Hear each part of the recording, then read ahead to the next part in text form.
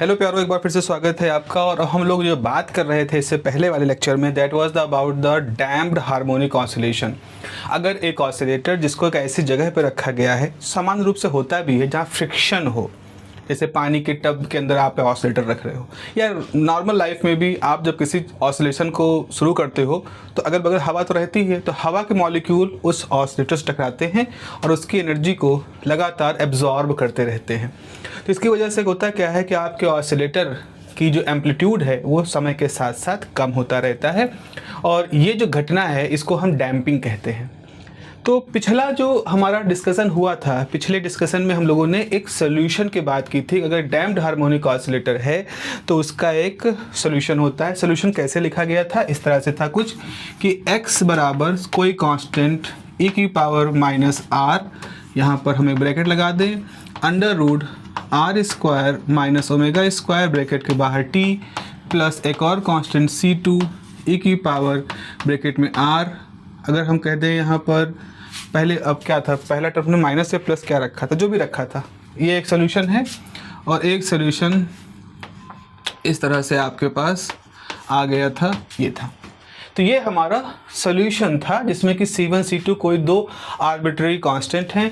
R जो है वो डैम्पिंग के साथ जुड़ा हुआ है। याद करें हम लोग ने B/2m एक डेरिवेशन के दौरान एक जगह ऐसी आई थी जहां हमने B/2m को 2R माना था। और याद रखो B कहाँ था? B हमारे डेरिवेशन में उस जगह पे था जहां हमने कहा था कि हमारा जो डैम्पिंग फोर्स है वो वेलोसिटी ऑफ ऑब्जेक्ट के प्रोपोर्शनल है, तो प्रोपोर्शनलिटी कांस्टेंट B था। कुल मिलाकर के B या R जो है वो डैम्पिंग के साथ जुड़ा है। डैम्पिंग क्या है? डैम्पिंग वो कारण है जो कि ऑसिलेशंस की एनर्जी को एब्जॉर्ब कर रही है, सोख रही है, डिसिपेट कर रही है, और आपका जो ऑसिलेटर है वो स्लो डाउन होता चला जाएगा। डैम्पिंग जो कि वास्तव में जिसका कारण है। ठीक है, यहाँ तक हम लोगों ने बात कर ली थी। अब हमारे पास केस ये है कि इस इक्वेशन के अंदर जो कि अब हमारा सोल्यूशन है, तो हम सोल्यूशन की एनालिसिस करेंगे। आज का वीडियो हमारा इसी टॉपिक पर होने वाला है कि डैम्पिंग के 3 केसेस जो हैं, heavily damped, critically damped, under damped, इनकी बात आज के वीडियो में हम पूरी करेंगे, ताकि ये वीडियो आपका पिछले वीडियो के साथ मिलकर के एक फुल लेंथ क्वेश्चन का इंतजाम यहाँ पर हो जाएगा। तो ये इक्वेशन है हमारे पास है, और मैं I am not aware about the exact number. Suppose ये आपका इक्वेशन नंबर 4 है। सपोज आप अगर वीडियो कंटिन्यूएशन में देखिएगा, क्योंकि मैं थोड़ा सा 24 घंटे के अंतर में बना रहा हूँ वीडियोस, तो मुझे इक्वेशन एग्जैक्टली याद नहीं कि इस सोल्यूशन की इक्वेशन 4 या 5 थी, तो मैंने चलो मान लिया 4। तो इक्वेशन नंबर 4 क्या है? It is the solution of for the damped oscillation condition. ठीक है, लिखे यहाँ पर कि यहाँ पर लिख दोगे C1 and C2 are the arbitrary constant. यहाँ पर लिखें here the nature of the solution, here the nature of the solution or the instantaneous displacement of damped harmonic oscillator. So nature of the solution or the instantaneous displacement of damped harmonic oscillator depends upon the relative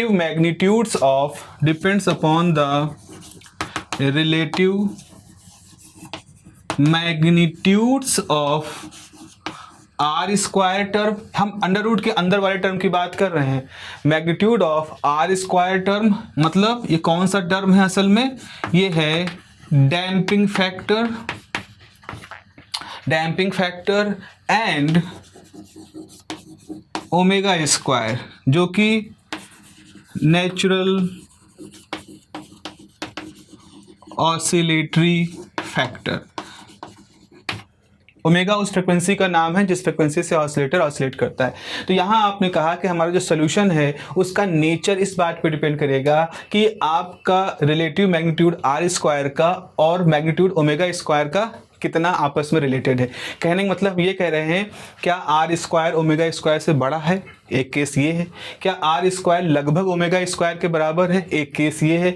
क्या are square omega square से छोटा है? एक case ये है। तो इस तरह से 3 केसेस हैं और उसी की बात आपने यहाँ पे की है कि हमारा इंस्टेंटेनियस डिस्प्लेसमेंट है डैम्प हार्मोनिक ऑसिलेटर का, उसका रिलेटिव मैग्नीट्यूड यानी आर स्क्वायर का ओमेगा स्क्वायर का कैसा है, उस पर उस सोल्यूशन का नेचर डिपेंड करता है। So there are 3 cases, there are 3 cases for damped harmonic oscillations, और damped harmonic oscillation के साथ 3 केस बनते हैं। जैसे पहला केस क्या बनेगा? फर्स्ट केस है r square is greater than omega square, यानी अंडर रूट के अंदर ये आर स्क्वायर ओमेगा स्क्वायर से बड़ा है, तो जब दोनों का माइनस होगा तो एक पॉजिटिव नंबर आएगा, तो अंडर रूट के अंदर एक पॉजिटिव नंबर होता है तो वो पूरी चीज़ एक रियल क्वांटिटी हो जाती है। तो यहाँ पर हो जाएगा r square is greater than omega square. इसका फिजिकल मतलब क्या है? मैंने आपसे ये बताया आर स्क्वायर डैम्पिंग करने वाले फैक्टर से जुड़ा हुआ है, ओमेगा स्क्वायर ऑसिलेशन कराने वाले फैक्टर जुड़ा हुआ है। तो आर स्क्वायर ओमेगा स्क्वायर से बड़ा है, इसका मतलब डैम्पिंग वाला फैक्टर ऑसिलेशन करने वाले फैक्टर से बड़ा है। मतलब जब कोई ऑसिलेटर ऑसिलेट करना शुरू करता है तो वो जब शुरू करने का मतलब है वो ओमेगा फ्रिक्वेंसी एक्वायर करना चाहेगा, लेकिन वो जिस मीडियम में है वो मीडियम तेजी से उसकी एनर्जी को एब्जॉर्ब कर रहा है, डिसिपेट कर रहा है, और वो बहुत तेजी से कर रहा है। जितनी इच्छा शक्ति के साथ आपका ऑसिलेटर ऑसिलेट करना चाहता है उससे कई गुना ज़्यादा प्रभाव के साथ डिसिपेटिंग फैक्टर या जो उसके एनर्जी को एब्जॉर्ब करने वाले फैक्टर हैं वो अपना प्रभाव दिखा रहे हैं। तो इसका मतलब अगर हम इसको नॉर्मल लाइफ में देखें तो ये आपका स्वभाव है कि आप अपने जीवन को समानता जीवन जीना चाहते हैं अपने एक नेचुरल तरीके से, उसको रिप्रेजेंट कर रहा है ओमेगा स्क्वायर। और आर स्क्वायर वो मुश्किलातें हैं जो आपके जीवन में हैं, मुश्किलातें बहुत ज़्यादा हैं, जितनी आपकी इच्छा शक्ति है उससे कई ज़्यादा है आपकी मुश्किलातें। तो वहाँ पर इस कंडीशन क्या कहते हैं? This is called as heavy damping. भाई बहुत ज़्यादा ही मुश्किलें आ गई, एकदम चल ही नहीं पा रहे हैं। जैसे आप रेत में दौड़ना शुरू करो, जैसे आप एक बालू है, बालू मोटरसाइकिल चला रहे हो, कितनी मुश्किल होगी आपको, वैसा ही कुछ है हैवी डैम्पिंग।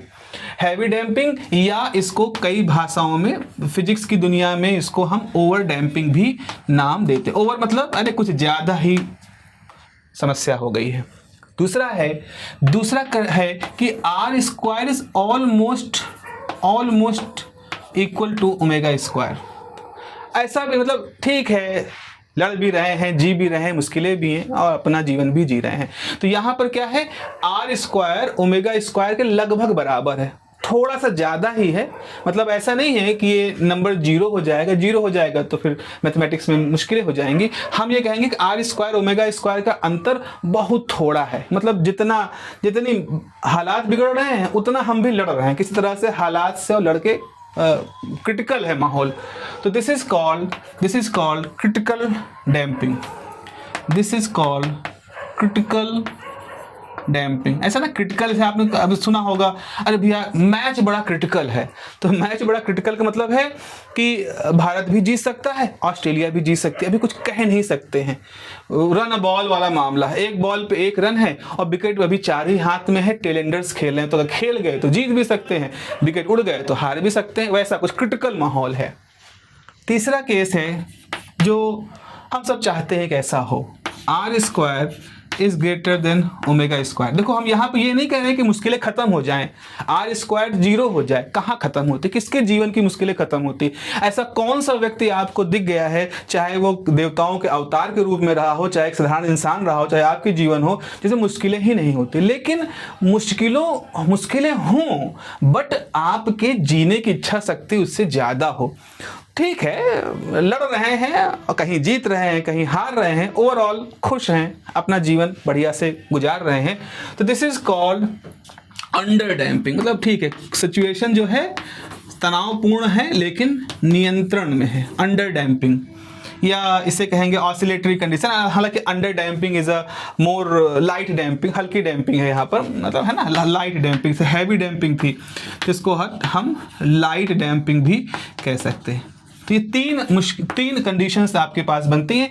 आप अपने सिलेबस को देखो तो आपको सिलेबस जो है यूनिट नंबर 1 का पार्ट 2 जिसका कि हेडिंग है ऑसिलेशंस, वहाँ पर ऐसा ही हुआ है कि आपको ये 3 केसेस है, हैवी डैम्पिंग या ओवर डैम्पिंग, क्रिटिकल डैम्पिंग और अंडर डैम्पिंग, इन तीनों कंडीशन के तहत आपको अपनी स्टडी करनी है। अब हम बारी बारी से इन सारी कंडीशंस को देखेंगे।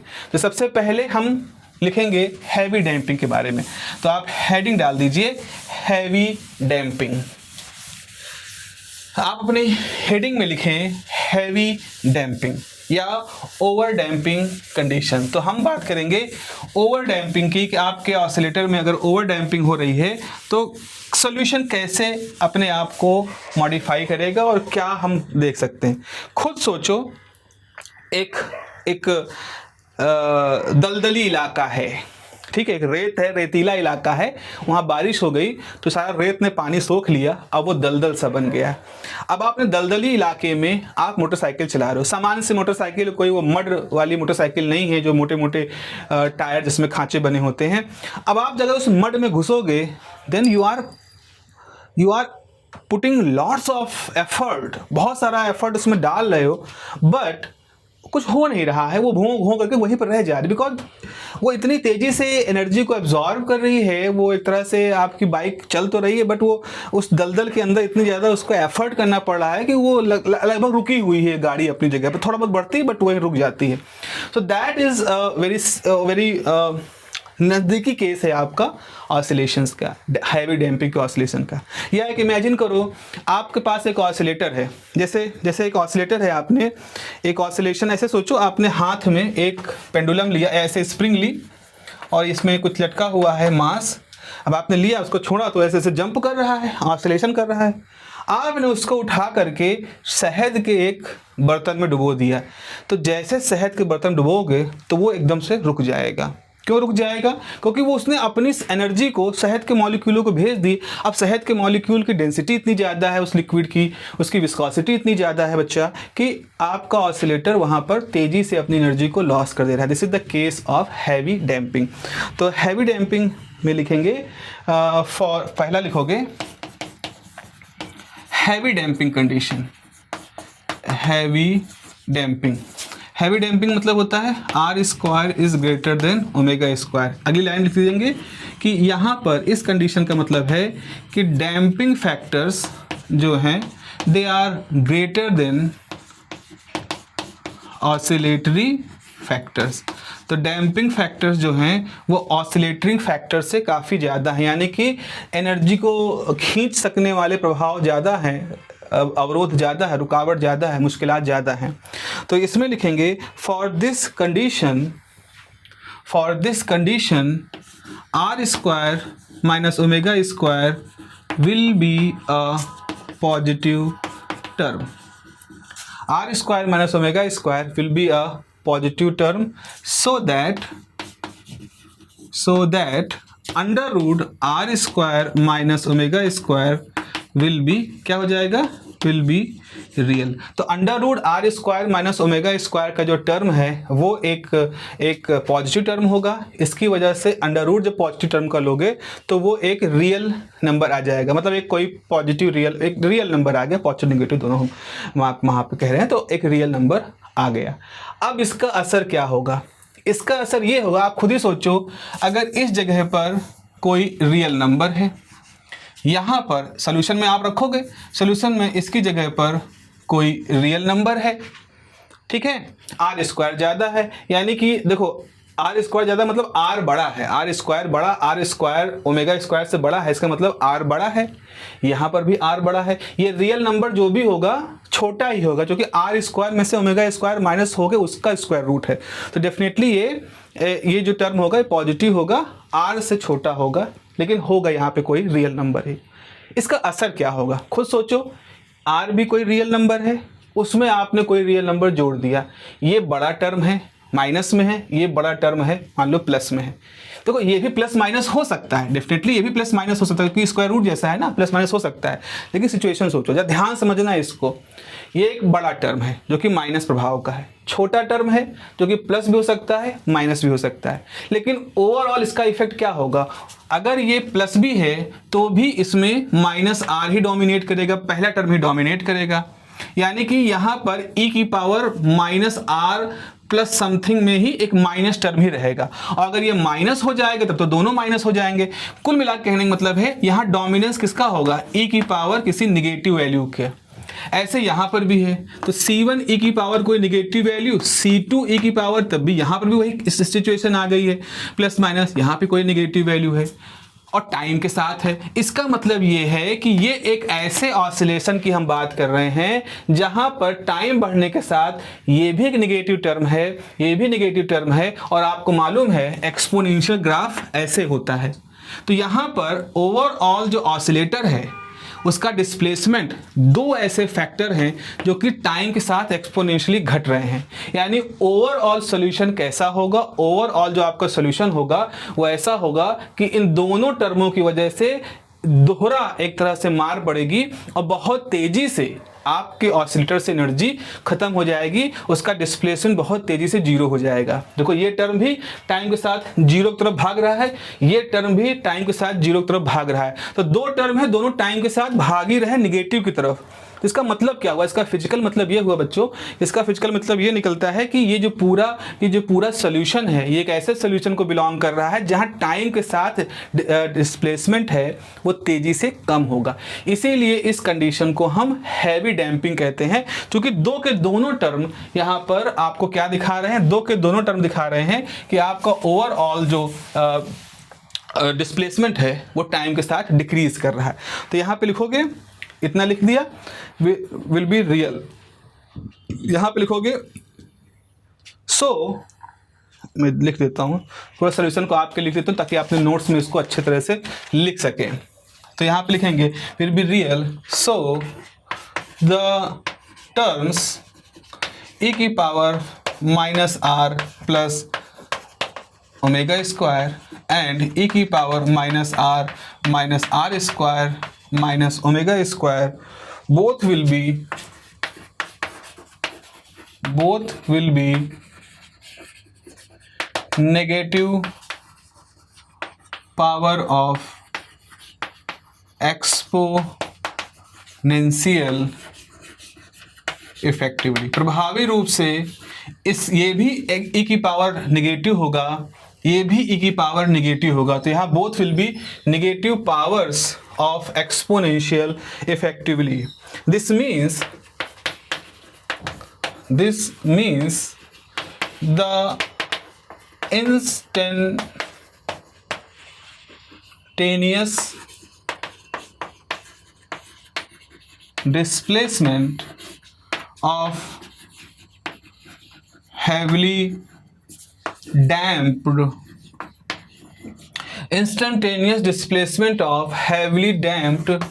oscillator decreases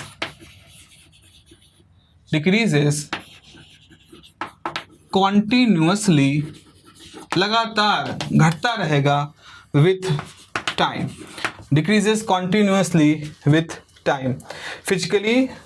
so इसका मतलब क्या है, physically the body will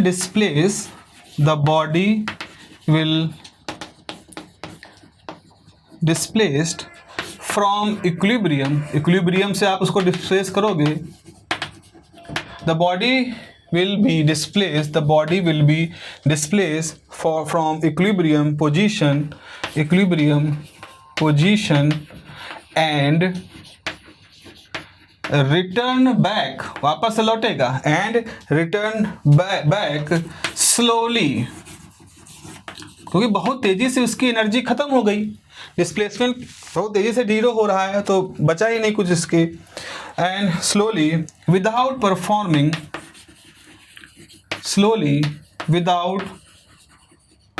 performing any oscillation, बिना कोई ऑसिलेशंस परफॉर्म किए ही आपकी जो बॉडी है वो अपनी जगह पर आ जाएगी। So this is over damped condition, this is aperiodic, यहाँ पे लिख दोगे, इसके आगे लिख देता हूँ मैं, इसके आगे मैं यहाँ पे लिख देता हूँ दिस इज अपीरियोडिक और heavy damped condition, this is aperiodic और हैवी डैम्प या कह लो ओवर डैम्प कंडीशन। ठीक है, तो मेरे ख्याल से आपको आइडिया लग रहा होगा कैसे मैथमेटिक्स ये शो कर रहा है कि बहुत तेज़ी से आपका जो फैक्टर है, मैथमेटिक्स के फैक्टर जो कि दो दो निगेटिव वाले हैं, समय बढ़ने के साथ दोनों ही एक्सपोनेंशियल निगेटिव पावर बढ़ेंगी और आपका जो ऑसिलेटर है वो एकदम से हैवी डैम्पिंग शो करेगा, मतलब ऑसिलेशन करेगा ही नहीं। सो इतना हो चुका होगा, तो अब मैं इसको साफ़ कर दे रहा हूँ, आपने इसको नोट कर लिया होगा और आप फिर आगे हम लोग बात करते हैं अगली कंडीशन की, क्रिटिकल डैम्पिंग की। इतना इसको हम यहाँ पे साफ़ कर दे रहे हैं, ये थोड़ा सा ज़्यादा गाढ़ा हो गया, इसको भी साफ करते हैं।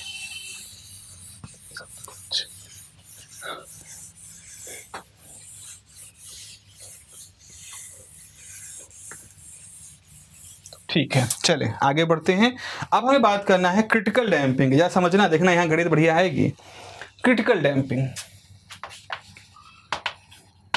Critical damping, critical damping.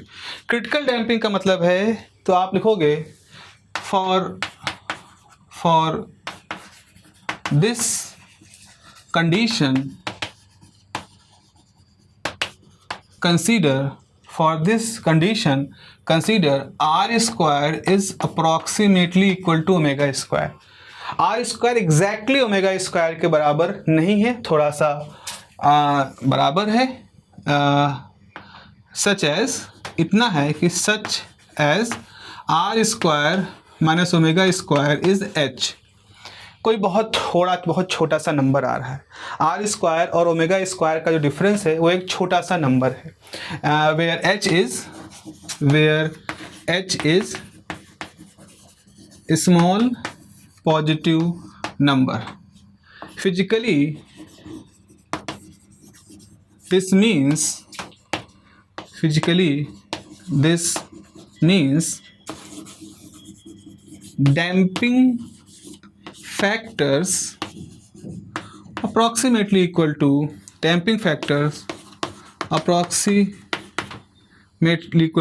oscillating factors।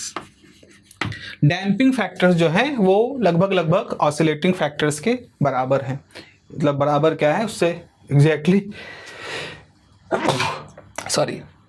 थोड़ा सा बराबर है। देखो मुश्किलें तो कभी किसी को कम ही नहीं दिखती हैं, तो मुश्किलें हमेशा लगती हैं जीवन में ज़्यादा ही हैं।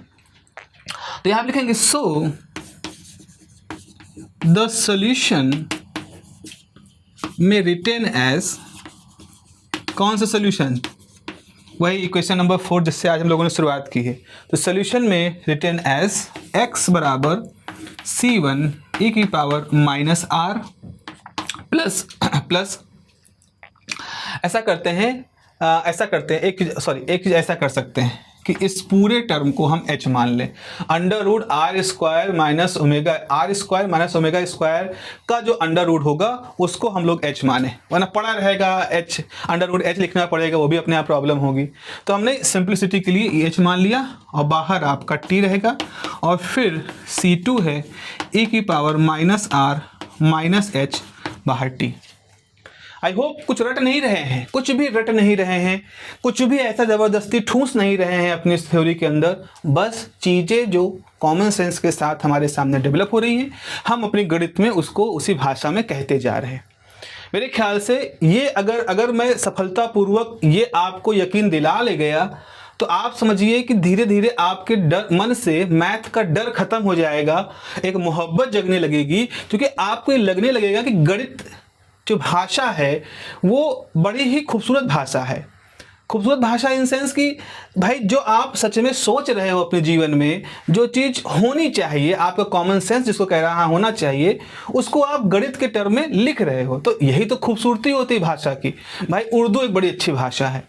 आपको मोहब्बत के शेर, संघर्ष के शेर, दुख के शेर, ये सब क्यों पसंद आते हैं? क्योंकि वो इमोशंस आपके अंदर हैं, लेकिन आपको कोई भाषा नहीं मिल पा रही है। लेकिन जब कोई दूसरा व्यक्ति आपके ही इमोशन को एक भाषा में पिरो देता है, कविता में, गीत में, एक अशार में, तो आपको लगता है अरे वाह क्या खूबसूरत से बात कही है। आप उसको खूबसूरत इसीलिए कह पा रहे हो क्योंकि आप भी उस भाषा को, उस भावना को महसूस कर रहे हो। तो जैसे वो एक भाषा है, वैसे गणित भी एक बड़ी इमोशनल भाषा है, बड़ी इमोशनल भाषा है। आपके बारीक से बारीक इमोशन को, बारीक से बारीक कॉमन सेंस को ये जो है बिल्कुल उतार देती है, कागज पर उतार देती है दुनिया में। इसलिए मैं कहता हूँ mathematics is very beautiful language. ठीक है, चलिए तो अब हम यहाँ पर क्या कर सकते हैं, थोड़ी सी गणित करते हैं। 1 मिनट यहाँ पर लिख देते हैं, x बराबर c1 e की पावर माइनस RT और e की power HT plus C2 e की power minus IT minus HT। कुछ नहीं किया, t से मल्टीप्लाई किया और पावर इस तरह से कर दिया है। हाँ, तो अब देखो e की पावर माइनस RT यहाँ कॉमन है, e की पावर माइनस RT यहाँ कॉमन है, तो x बराबर क्या हो जाएगा, e की पावर माइनस RT रहेगा और अंदर क्या बचेगा, C1 e की power HT plus C2 e की पावर माइनस HT, है ना, यही बचेगा। आपको मालूम है अगर कहीं e की पावर थीटा है, सिंपली e की पावर थीटा है, तो इसका एक्सपेंशन क्या होता है, इसका एक्सपेंशन होता है 1 plus theta upon factorial 1 plus theta square by factorial 2 और इस तरह से आगे टर्म्स होते हैं। ये हमें सीरीज पहले से मालूम है, चलो यहाँ रख देते हैं। तो x बराबर e की पावर माइनस RT और यहाँ हो जाएगा C1, अब ये है आपका थीटा, तो ये हो जाएगा 1 प्लस HT बाई फैक्टोरियल 1 होता है, h square T square by factorial 2 और आगे के टर्म। ऐसे यहाँ पे लिख सकते हो C2 1 माइनस HT जो कि पावर माइनस है, 1 माइनस HT, माइनस HT का स्क्वायर क्या हो जाएगा, plus h square T square by factorial 2 और डैश डैश टर्म बाकी है। एक बार देख ले, गर्म तो नहीं हो गया मेरा फोन, चल तो रहा है, ठीक है ठीक है। सो अब क्या हो जाएगा, अब क्या हो जाएगा यहाँ पर, ये हो जाएगा x बराबर e की पावर माइनस RT। देखो अब यहाँ पर हम क्या कहें, सोचो h तो हमने ऑलरेडी एक स्मॉल क्वांटिटी ले रखी, जैसे 0.2 है, 0.2 का स्क्वायर क्या होगा 0.04, 0.4 नहीं होगा, 0.2 का स्क्वायर 0.04। तो इसका मतलब है कि हमारे ये जो h स्क्वायर के टर्म हैं ये सारे टर्म बहुत छोटे होंगे, इतने छोटे कि हम इसको निगलेक्टेड कह सकते हैं, हम इसको यहीं पर निगलेक्टेड कह सकते हैं। एग्ज़ाम में या अपनी कॉपी में अगर आप इसको लिखें, मेरा सलाह है आप लिखें, नोट्स बनाएं, तो आप हरे पेन से, अगर नीले पेन से पूरा लिख रहे हो तो काले पेन से एरो बना के निगलेक्ट कर दो, या हरे पेन से एरो बना के निगलेक्ट कर दो, बहुत अच्छा लगेगा। और हरा पेन थोड़ा अच्छा वाला लेना, मैं कहूँगा नीला पेन तो आप कोई भी ले लो, हरा पेन तुम लोग V5 का लेना, जो पायलट होता है ना लक्सर का V5, उसका हरा बहुत अच्छा होता है और बहुत ज़्यादा आपको यूज भी नहीं करना है। कहीं कहीं कुछ जगहों पे जहाँ अंडरलाइन करनी होती है या कहीं कुछ इस तरह की बातें हैं उसके लिए रखना। तो एग्ज़ाम टाइम में तुम एक अच्छा वाला हरा पेन, चाहे वो जो एक और आता है ना, एक बड़ा अच्छा सा पेन आता है, उसका नाम मुझे याद नहीं है, वो हरे और नारंगी पेन बहुत अच्छे आते हैं। मेरा ये सलाह ही रहेगा नारंगी वारंगी में ना जाओ, लाल नारंगी एक जैसा होता है, हरे पेन से इसको आप यूज कर लो। लाल नीला, काला और हरा, ये 3 पेन आपके पास होने चाहिए। नीले काले तो आप ले सकते हो कोई भी, लेकिन हरा जो है वो उस V5 का ही सबसे अच्छा होता है। तो ये हो जाएगा C1 मल्टीप्लाई करो, ये हट गया, प्लस C1 HT, यहाँ से C2 माइनस C2 HT, ये आ गया आपके नॉर्मल ब्रैकेट। तो ये हो जाएगा e की पावर माइनस RT। अब देखो यहाँ पर हम क्या कर सकते हैं, C1 प्लस C2 कर दें और क्या कर दें, यहाँ से कर दें C1 plus C2, C1 minus C2, C1 minus C2 HT। ठीक है, ये हो गया C1 माइनस C2 HT। अब जरा देखो यहाँ पर ये जो टर्म है इसमें माइनस का मल्टीप्लिकेशन हो रहा है, ये सॉरी इस h का मल्टीप्लिकेशन हो रहा है। तो एक तो C1 में से C2 कुछ हट रहा है, तो ये भी छोटा हो जाएगा। जैसे ये टर्म C1 प्लस C2 है, तो ये टर्म तो ठीक ठाक रहेगा। ये C1 माइनस C2 है, तो इससे तो छोटा हो जाएगा। छोटे टर्म में आपने एक और छोटे टर्म का मल्टीप्लिकेशन कर दिया तो ये दोनों और छोटा हो गया।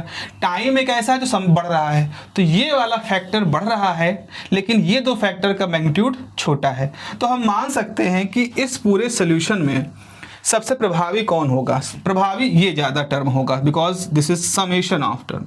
बहुत लंबे समय के बाद ये टी जो है वो थोड़ा बड़ा होगा, लेकिन जब ये लंबा समय टी बढ़ रहा होगा तब तक बाहर इन दोनों के साथ प्रोडक्ट में जो ये बाहर ये बहुत छोटा हो चुका होगा। तो कुल मिला के बच्चा मैं ये कहना चाहता हूँ, अब हमारे पास एक ऐसा सोल्यूशन आया है जिसमें केवल एक ही ऐसा फैक्टर है जो कि टाइम के साथ घट रहा है। ये वाला फैक्टर टाइम के साथ बढ़ता तो है क्योंकि टाइम का यहाँ मल्टीप्लिकेशन है, लेकिन इसका जो ये कोफिशिएंट है ये बहुत छोटा है, तो इसका प्रभाव आपको बहुत लंबे समय तक दिखाई नहीं पड़ेगा। तो निकालोगे क्या? आखिरी मतलब ये निकल के आया कि in this solution there is single e की पावर माइनस RT टर्म। पहले वाले हैवी डैम्प में क्या था? टू टर्म्स थे, C1 e की पावर सम माइनस RT, C2 e की पावर सम माइनस RT। यहाँ पर क्या है? सिर्फ एक टर्म है। तो जितनी तेजी से पिछले वाले केस में डैम्पिंग हो रही थी उतनी तेजी से इस केस में डैम्पिंग नहीं होगी, इसीलिए इसको हम क्रिटिकली डैम्पिंग कहेंगे। तो यहाँ पे लिखोगे तो यहाँ पर आप लिख सकते हो, इसको मान लें इस सोल्यूशन में इन अबव सोल्यूशन, इसको अगर हम मान लें इक्वेशन नंबर 5, मेरे ख्याल से 5 होगी। In above equation only one exponential factor, in above equation only one exponential factor e की power minus RT is present. Only one exponential factor e की power minus RT is present. So the particle tends to get the position of equilibrium. So the particle tends, TENDS मतलब प्रयत्नरत रहता है, tends to get the position of equilibrium much rapidly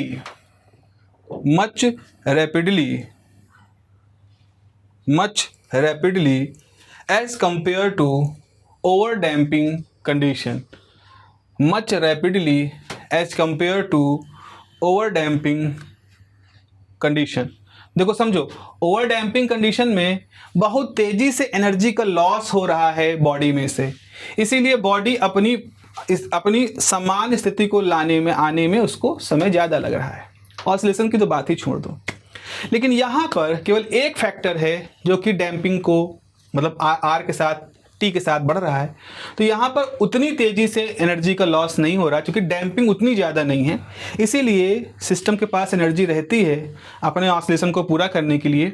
सो वो over damping की तुलना में थोड़ा ज़्यादा तेज़ी से अपनी इक्विलिब्रियम पोजीशन की तरफ आता है। तो हैवी डैम्पिंग में क्या होता है? ऊर्जा इतनी सोख ली गई है कि धीमे धीमे आता है, जैसे कोई चीज़ कोई थक गया हो, बिल्कुल थक गया हो, एकदम बिल्कुल जब हाथ पैर चल ही नहीं रहे हैं, तो वो बहुत धीरे धीरे घिसते घिसते अपनी इक्विलिब्रियम पोजीशन की तरफ आ रहा है क्योंकि उसकी बहुत ज़्यादा एनर्जी लॉस हो चुकी है। दूसरी तरफ एक फैक्टर है जिसकी एनर्जी लॉस हो चुकी है लेकिन उतनी नहीं जितनी कि पिछले वाले केस में थी, तो वो थोड़ा तेज़ी से अपनी इक्विलिब्रियम पोजीशन की तरफ आ रहा है। तो यहाँ पे लिखोगे much rapidly as compare to over damping condition, full stop। such oscillations are called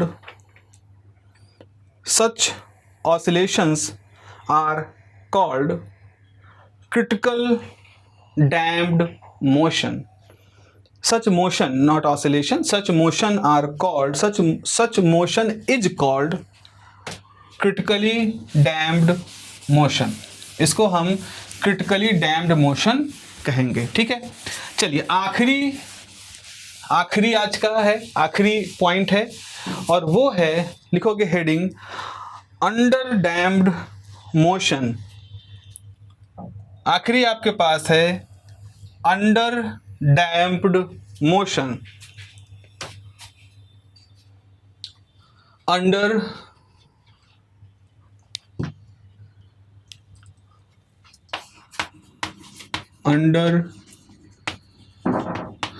damped motion। For this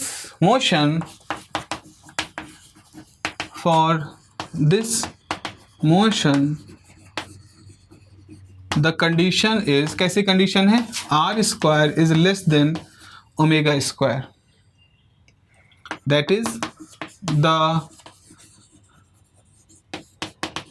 damping factors are less than oscillatory factors. The damping factors are less than the oscillatory factor, या oscillatory factor dominate कर रहा है. So आपके पास originally R square minus omega square है, इसको हम ऐसे लिख सकते हैं, माइनस कॉमन ले लें, omega square minus r square कह दें, अंडर रूट -1 बाहर हो जाएगा, under root omega square minus r square बचेगा, इस -1 को हम आई कह दें और ये जो पूरा फैक्टर है इसको ओमेगा कह दें, जहाँ पर हमारे पास जो कैपिटल ओमेगा है ये असल में omega square minus r square के बराबर है. ठीक है, यहाँ पर अब चूंकि ओमेगा बड़ा है, इसकी यूनिट भी ओमेगा वाली होगी, फ्रीक्वेंसी भी होगी, तो ये कैपिटल ओमेगा ये भी फ्रीक्वेंसी है, किसकी फ्रीक्वेंसी है, damped under damped harmonic oscillator की. तो यहाँ पर लिखोगे omega is frequency of under damped oscillations के. अगर अंडर डैम्प ऑसिलेशन हो रहा है तो उस अंडर डैम्प्ड ऑसिलेशन की जो फ्रीक्वेंसी है वो ओमेगा है. So therefore equation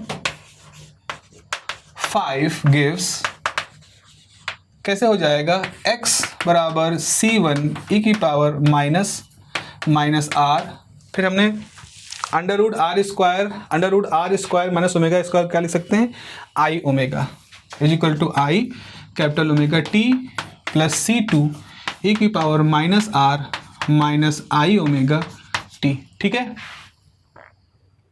okay. सो यहाँ से आप लिख सकते हो c1 e की power minus r T E की पावर आई ओमेगा टी प्लस c2 ई की power minus r T E की power minus I omega T.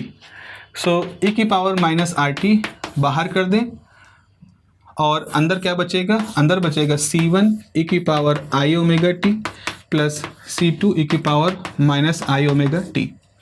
आपको मालूम है आयलर थ्योरम से, अगर e की पावर आई थीटा है तो इसको cos theta plus I sine theta लिख सकते हैं. Since this is the formula, Euler's formula. So आप लिख सकते हो x बराबर e की पावर माइनस आर टी बाहर है, यहाँ भी होगा c1, यहाँ ओमेगा टी थीटा की जगह पर है तो cos omega T plus I sign omega T, यहाँ से है c2 cos omega T minus, चूँकि यहाँ माइनस है तो माइनस आई साइन ओमेगा टी. डन, रख रहे हो वैल्यू, खाली प्लस माइनस का ध्यान रखना है. तो e की पावर माइनस आर टी, इससे मल्टीप्लाई करो c1 cos omega T I time c1 sign omega T c2 cos omega T minus I time c2 sign omega T. ठीक है, चलो यहाँ आते हैं, ग्रुपिंग कर सकते हैं भाई, कुछ टर्म्स हमारे कॉमन दिख रहे हैं, इनको ग्रुप बना सकते हैं. तो देखो यहाँ पर ग्रुप के लिए क्या है, आपके पास ये कॉस का टर्म है, ये कॉस का टर्म है, एक ग्रुप कर दो. ये देखो आई साइन ओमेगा टी का टर्म है, यहाँ माइनस आई साइन ओमेगा टी का टर्म है, ग्रुप कर दो. तो ये हो जाएगा x बराबर e की पावर माइनस आर टी, और हम लिख सकते हैं c1 को इसके साथ जोड़ दें c2 के साथ में, और cos ओमेगा टी को बाहर ले लें. दूसरी तरफ आप i कॉमन ले लें, c1 कर दें, यहाँ c2 है कॉमन कर दोगे, और साइन ओमेगा टी को आप ले लें बाहर. c1 c2 कोई कांस्टेंट है, तो लेट मान लें कि हमारे पास जो c1 c2 है इनको हम, चूँकि कांस्टेंट है तो कांस्टेंट से रिप्लेस किया जा सकता है. तो आपने ऐसा लिख दीजिए, लेट c1 प्लस c2 बराबर a साइन फाई. ठीक है, कोई अब a नया कांस्टेंट है, फाई कोई नया कांस्टेंट है, and i time c1 minus c2 is something A cos phi, ये आपने मान लिया, अज्यूम कर लिया। So where A and phi are सम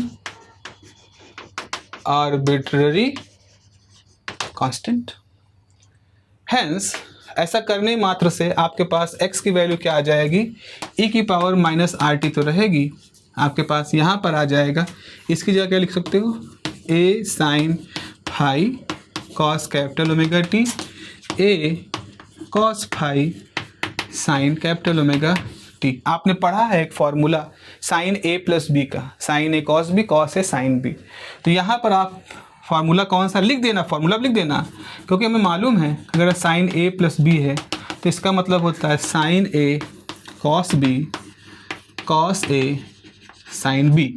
तो आपके पास x बराबर क्या हो जाएगा, a यहाँ से भी बाहर निकाल दिया, यहाँ से बाहर निकाल दिया, a e की पावर माइनस आर टी, और इसको आप ऐसे लिख सकते हो sine omega T plus phi, चाहे फाई प्लस ओमेगा टी लिखो, चाहे ओमेगा टी प्लस फाई लिखो, ये आपके पास टर्म आ गया।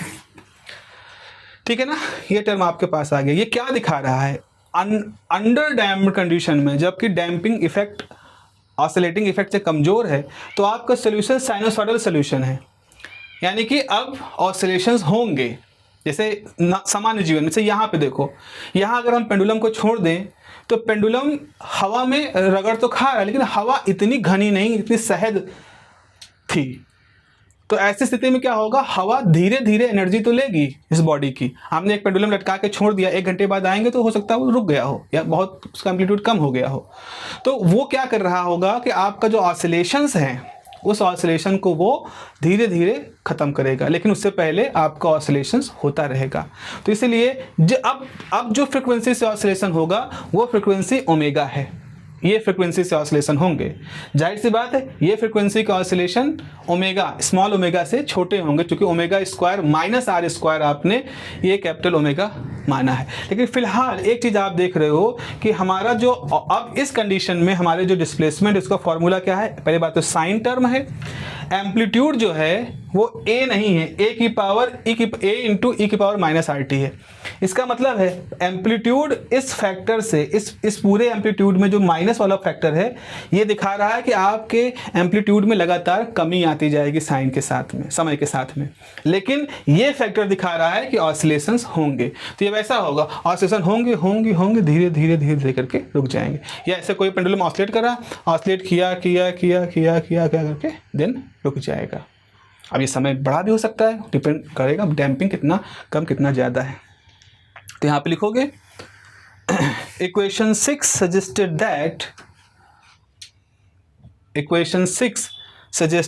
That under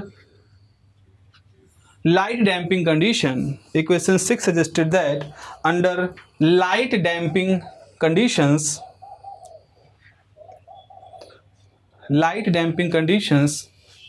the oscillations take place with frequency capital omega. The oscillations take place with frequency capital omega, and the amplitude decreases by factor e to the power minus rt, and the amplitude decreases by factor e to the power minus rt. This is the property of light damping or underdamped motion. This is the property of light damping और अंडरडैम्ड motion.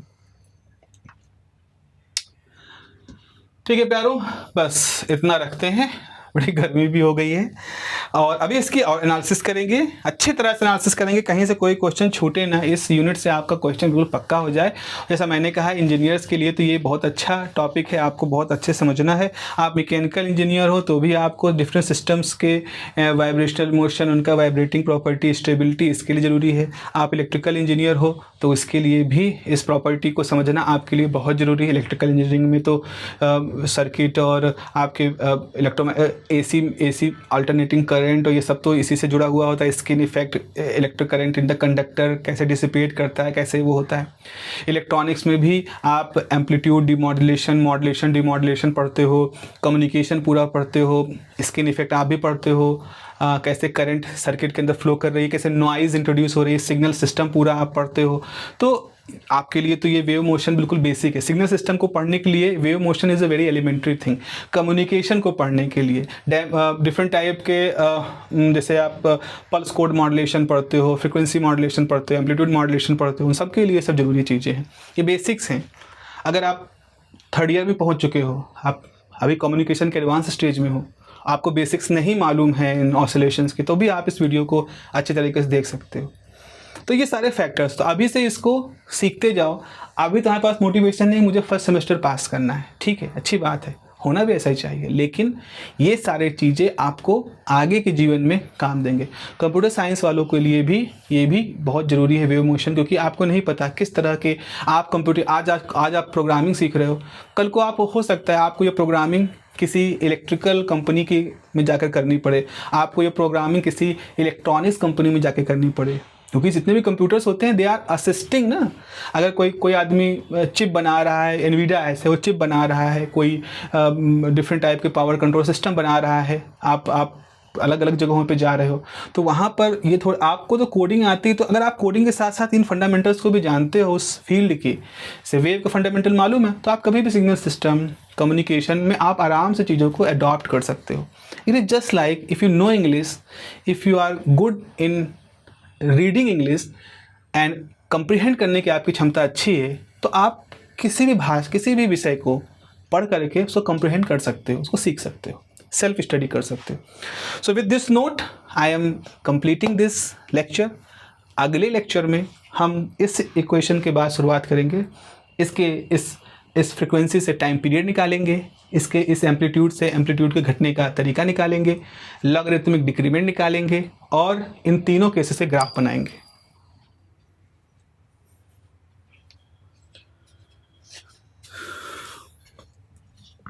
Okay, light चली गई, bye.